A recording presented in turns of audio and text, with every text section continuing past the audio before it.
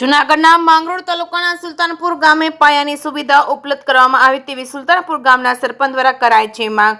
માંગરોળ તાલુકામાં સુલતાનપુર ગામે હજુ સુવિધાથી વિહોણું છે। એક તરફ સરકાર વિકાસના મોટા બણગા ફૂંકે છે, પરંતુ વિકાસના નામે મીંડું હોય તેમ હાલ સામે આવી રહ્યા છે। માંગરોળ તાલુકાના સુલતાનપુર ગામે ખરાબ અને સાંકડો રસ્તાના કારણે છેલ્લા દોઢેક મહિનાથી બસ બંધ છે। અહીંથી રોજ 25 જેટલા વિદ્યાર્થીઓ તાલુકા મથક માંગરોળ અભ્યાસ કરે છે, પરંતુ બસ ન હોવાથી પ્રાઇવેટ વાહનોમાં જવાની ફરજ પડે છે। જ્યારે વિકાસની વાતો કરતી સરકાર સુલતાનપુર ગામે આવીને જોઈએ તો વિકાસ કેવો થયો છે તે નજરે પડશે। અહીં પંચાયત માટે ઓરડો નથી, જેથી હાલ આંબેડકર ભવન ખાતે પંચાયત ઓફિસ છે, જ્યારે બાળકોને અભ્યાસ કરવા માટે પાયાની જરૂરિયાત આંગણવાડીનો રૂમ પણ અતિ જર્જરિત છે, જેથી આંગણવાડી પણ આંબેડકર ભવનમાં ખસેડવામાં આવી છે। જ્યારે અહીં લોકોને બહાર જવું હોય તો ઊભા રહેવા માટે બસ સ્ટેન્ડ નથી, અહીંથી પાયાની એક પણ સુવિધા નહીં હોવાનું સુલતાનપુરના સરપંચ દ્વારા જણાવ્યું હતું। જ્યારે હાલ તો અસુવિધાથી ભરાયેલું આ ગામ વિકાસ ઝંખે છે, પરંતુ આ બાબતે અવારનવાર રજૂઆતો કરી છતાં કોઈ ધ્યાન આપતું ન હોવાનું સરપંચે જણાવ્યું છે।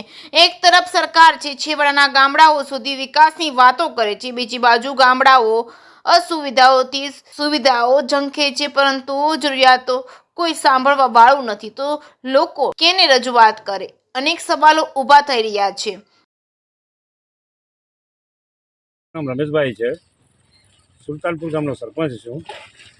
અમારે અહીંયા લગભગ 15 વર્ષથી પંચાયત ઓફિસ નથી।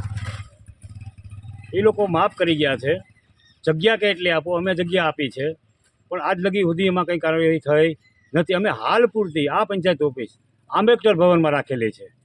જ્યારે આંબેડકર ભવનમાં સમૂહમાં કોઈ પ્રસંગ હોય ત્યારે અમને બહુ મુસીબત થાય છે। બીજું કે બસ સ્ટેન્ડ પણ ખંડેર હાલતમાં છે, ત્યાં પણ બસ સ્ટેન્ડ નથી। અમે અવારનવાર રજૂઆત કરવા છતાં પણ બસ સ્ટેન્ડનું પણ અમને કંઈ આવેલ નથી। ત્રીજી વસ્તુ એ કે આંગણવાડી જે પાયાના સુવિધા હોવી જોઈએ ગામમાં, તો આંગણવાડી પણ ખંડેર હાલતમાં છે। અત્યારે બાળકો એમાં ભણે છે, બરાબર, અને બહુ તકલીફવાળું છે। હું સરકારને અને એવું કહેવા માગું છું કે મહેરબાની કરીને આ પાયાની સુવિધા જે બસ સ્ટેન્ડ, આંગણવાડી અને પંચાયત ઓફિસ આ તાત્કાલિક મંજૂર કરવામાં આવે તો ગામ લોકોને સુવિધા વધે અને ગામમાં સારું કામ થાય। જય હિન્દ।